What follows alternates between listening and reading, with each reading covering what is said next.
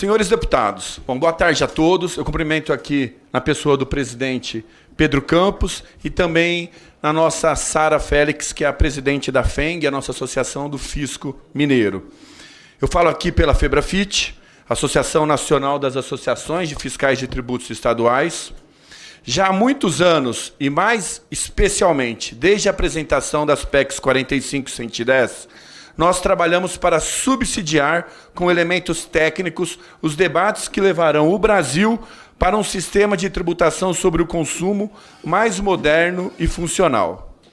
É importante destacar que, neste momento de debate da regulamentação da emenda constitucional, que as propostas encaminhadas pelo Poder Executivo nos PLPs 68 e 108 têm notório rigor técnico, fruto do trabalho harmônico entre a Secretaria Extraordinária da Reforma Tributária e muitos outros atores, com destacada participação de auditores fiscais das receitas estaduais, a qual me permito nominar aqui o Ricardo Oliveira e o Ricardo Neves, que coordenaram vários grupos de reforma tributária e estão aqui presentes lá na CERT. Portanto, ainda que comportem pontuais aperfeiçoamentos, é imprescindível que os projetos sejam preservados em sua essência e, sobretudo, que não sejam desvirtuados em face de interesses circunstanciais. Como entidade representativa da carreira de auditoria essencial e típica de Estado, queremos destacar, entre outros pontos que julgamos oportunos, 3 alterações necessárias para a melhoria do texto. Primeiro, garantir ao Comitê Gestor as atribuições e a estrutura necessária para que o órgão permita que estados e municípios exerçam em plenitude as suas autonomias federativas, de forma integrada e cooperativa. É indispensável que o Comitê Gestor tenha participação ativa na atividade cadastral que se produzirá em ambiente nacional. É igualmente imprescindível que as diretorias concebidas sejam ampliadas para contemplar áreas estratégicas tais como planejamento e avaliação institucional, programação fiscal e gestão de riscos, além de contemplar ações de ouvidoria, relações institucionais, comissão técnica permanente e escola de capacitação própria. Segundo, ajustar dispositivos legais relacionados à designação de atribuições a servidores de carreira das administrações tributárias, para que não reste qualquer possibilidade de desvirtuamento na identificação de competências típicas das atividades de fiscalização, lançamento, representação administrativa, julgamento administrativo, interpretação da legislação tributária, arrecadação e cobrança administrativa. Terceiro, é imperioso fortalecer os dispositivos legais que favoreçam a delegação de competências entre as administrações tributárias. Lembremos sempre que o novo sistema de tributação sobre o consumo foi concebido para ser integrativo e colaborativo. Há outros pontos que entendemos que também precisam de alteração, mas respeitar o compromisso com o tempo de fala, encaminharemos posteriormente a esse colegiado. Viu, Alberto? Agora, passo a um importante alerta em relação a propostas de emendas ao texto que vão em sentido contrário aos valores da reforma.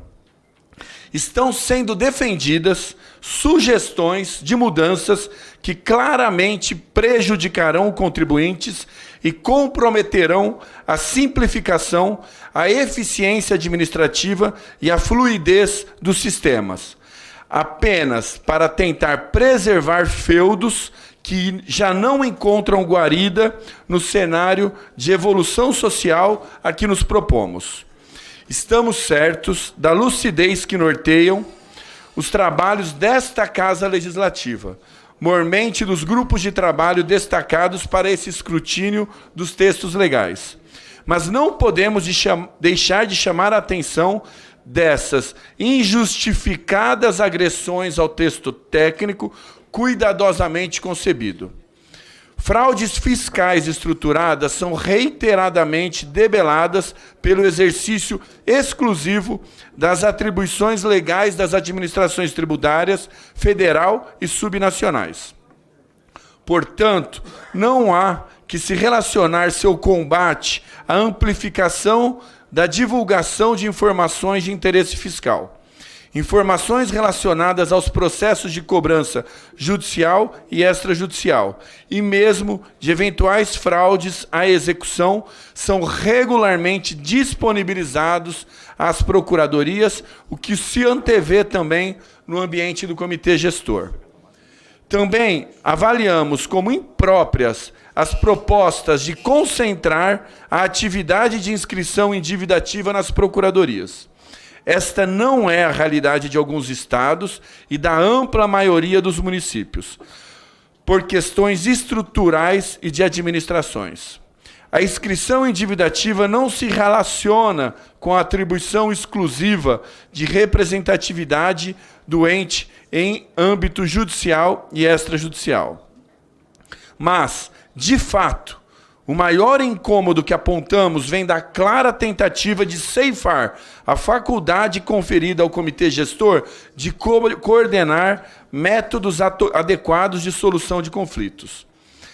Ao lado da proposta injustificada de redução do prazo de condução das ações de cobrança administrativa, as propostas atentam contra o objetivo de possibilitar e facilitar o cumprimento das obrigações de natureza fiscal ao menor custo de conformidade para os contribuintes. Finalmente, registro que é inaceitável e deve ser amplamente combatida qualquer tentativa de subtração de competências e atribuições legais designadas às administrações tributárias e às carreiras de auditoria fiscal. Isso seria um claro desrespeito às disposições constitucionais previstas no inciso 18 do artigo 37, que asseguram às administrações fazendárias, dentro de suas áreas de competência e jurisdição, precedência sobre todos os demais setores administrativos. Nesse sentido, são incabidas as investidas contra competências da administração tributárias em pontos como a elaboração do regulamento do IBS e de atos normativos do comitê gestor, a representação do ente federado no contencioso administrativo tributário ou na cobrança administrativa, o julgamento do lançamento tributário de ofício no âmbito do qual a Câmara Superior constitui instância julgadora. E, por fim, a uniformização da interpretação da legislação do IBS e de sua harmonização com a CBS. Para concluir, renovo nosso compromisso com a aprovação da regulamentação da reforma tributária. Reitero meus agradecimentos pelo convite para integrar esse processo e conto com a sabedoria dos senhores deputados na sensibilização das relevantes questões trazidas em nossa fala.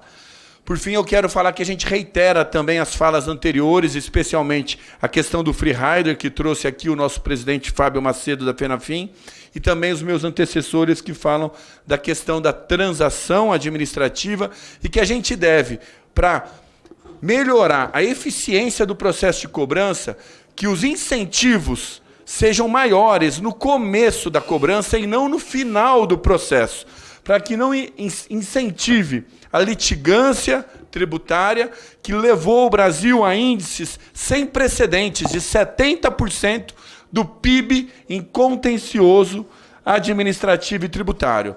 Se você coloca os maiores incentivos lá na cobrança judicial, na execução, incentiva que os contribuintes queiram litigar para conseguir os melhores incentivos, e não pague pague no tempo oportuno, levando redução do contencioso e recursos para o erário público para implementação de todas as políticas públicas, inclusive o financiamento deste parlamento. Muito obrigado e bom dia a todos. Muito obrigado, Rodrigo. Em seu nome, agradeço a todos que fazem a Febrafite. E, para concluir as exposições no dia de hoje, concedo por 10 minutos a palavra para Thales Freitas Alves, presidente do Sindicato Nacional dos Analistas Tributários da